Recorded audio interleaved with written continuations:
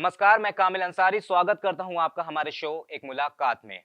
देश में कोरोना संकट के बाद यूनिवर्सिटीज और कॉलेजेस को बंद करने का जो सिलसिला चला था, वो अब तक नहीं थमा है। लेकिन हाल फिलहाल कोरोना के मामलों में कमी आने के बाद देश के अलग-अलग हिस्सों में और खासकर राजधानी में कॉलेजों को दोबारा ओपन करने की मांग तेज हो गई है।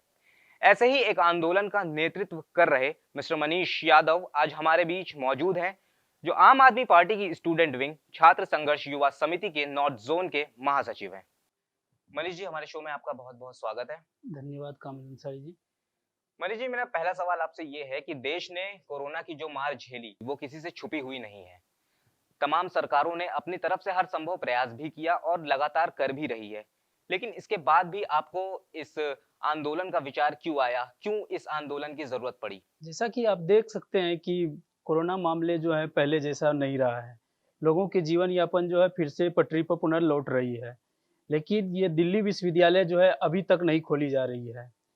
इसके लिए हम लोगों ने आंदोलन भी करा था और आगे भी करेंगे। जैसा कि सीवाईएसएस छात्र युवा संघर्ष समिति जो है ये छात्र हितों के लिए काम करती है। ये हम लोग आंदोलन को आगे बढ़ाएँगे। अभी क्योंकि आप जैसा देखेंगे कि हमारे यहाँ जो दिल्ली विश्वविद्यालय के अंदर जो है छात्र जो है ग्रामीण एरिया से आते हैं। ग्रामीण छात्र बहुत ज़्यादा हैं और भी दूर-दराज इलाके से आते हैं जहाँ नेटवर्क कनेक्टिविटी नहीं है।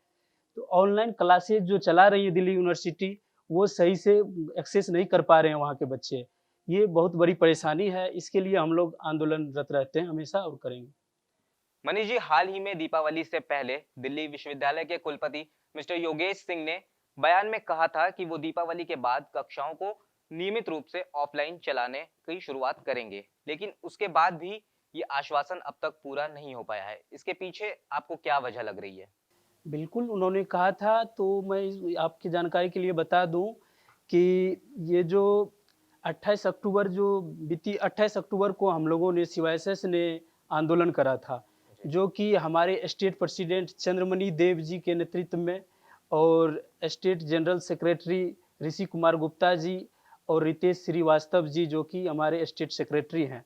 इन सभी के नेतृत्व में हमने जोरदार आंदोलन करा था दिल्ली विश्वविद्यालय के अंदर, जो कि उसमें हम लोगों ने 2 डिमांड रखी थी अपने कॉलेज प्रशासन से कि आप ये दिसंबर में आयोजित होने वाले जो एग्ज़ाम हैं, आप इनको कंडक्ट करवाएँ, इनको लेकर के हम लोगों ने डिमांड रखा था। और दूसरी दिल्ली विश्वविद्यालय को रीओपन करने के लिए। पहली तो मान ली गई लेकिन ये दूसरी नहीं मानी गई, दिल्ली विश्वविद्यालय को अभी तक रीओपन नहीं किया गया।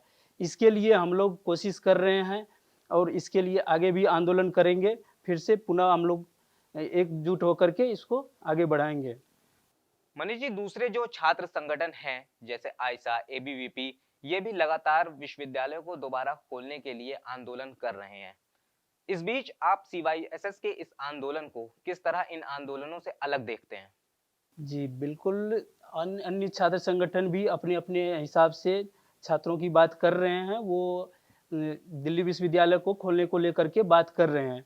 लेकिन ये सीवाईएसएस जो है हम लोगों ने लगातार पहले भी ऑनलाइन प्रोटेस्ट करा था, काफ़ी बार प्रोटेस्ट करा था। जो भी स्टूडेंट के मुद्दे होते हैं, उनको बार-बार उठाते रहे हैं।